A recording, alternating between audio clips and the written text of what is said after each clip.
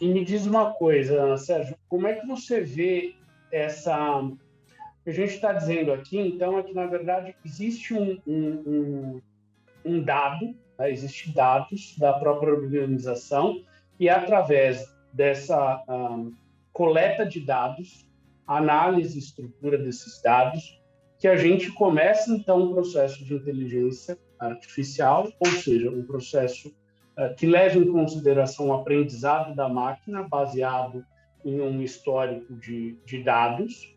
Tá? Qual é, no momento, né, Brasil, aqui estamos falando março de 2021, qual é esse momento do uso desse tipo de tecnologia no mercado nacional, no Brasil, né? E onde você vê maior utilização desse tipo de tecnologia, né? A gente está falando, tem algum mercado muito específico, tem algum setor, isso ainda é difuso? Como é que você enxerga tudo isso? Perfeito. O momento, né, que nós vivemos hoje é de um tsunami digital, né? Então, a gente vive esse momento hoje, e quando a gente fala especificamente da inteligência artificial, a gente fala de um número muito pequeno ainda de empresas que utilizam dessa metodologia para fazer o recrutamento e seleção e o próprio DHO da empresa, né, que é a parte de desenvolvimento humano. Então, o momento que a gente vive é difícil precisar um número, a gente pode falar de 10% das empresas brasileiras usam algum tipo de inteligência artificial no recrutamento. Então, esse é um primeiro cenário.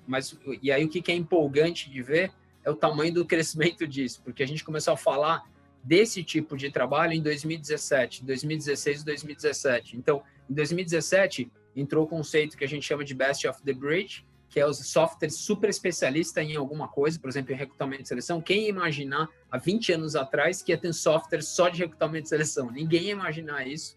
Então, dentro desse cenário, existe uma curva muito acelerada, por exemplo, de empresas que já têm um HS, que é o software de recrutamento e seleção. Então, esse número ele cresce, tanto é que as startups elas recebem aportes milionários, né, nesse segmento por conta do crescimento. Mas a inteligência artificial, eu tenho uma estimativa em torno de 10%. O que mostra que tem um oceano azul aí pela frente, então a gente vive esse momento, né? E quando a gente fala se tem algum segmento, essa sua segunda pergunta, né? Qual tipo de empresa, né, que usa hoje e, assim, para onde que a gente está indo? O que aconteceu, as empresas que tinham um RH ali preditivo, um RH antecipador, que já estavam mais automatizado, mais sofisticado, saíram na frente. Então, a gente pode falar grandes empresas, grandes startups, né, que já usam tecnologia, usando esse método, e a gente está falando até de multinacionais também. O que a gente está percebendo agora, o que acontece? Alguns softwares, algumas soluções, elas se posicionaram em cima disso e que ficou até um mito que era complexo implementar a solução, né? Então, o que a gente percebe agora é que está tendo um crescimento tão grande que o segmento que agora está sendo abraçado são segmentos que estão tendo muito turnover. Então, quando você olha os segmentos que têm muito turnover, ou, por exemplo, tecnologia, né? Vamos dar um exemplo, fábrica de softwares, né? Praticamente toda empresa hoje é quase uma fábrica de software, né, Gabriel? Quase todo mundo virou uma fábrica de software, que você precisa ter um software para alguma coisa.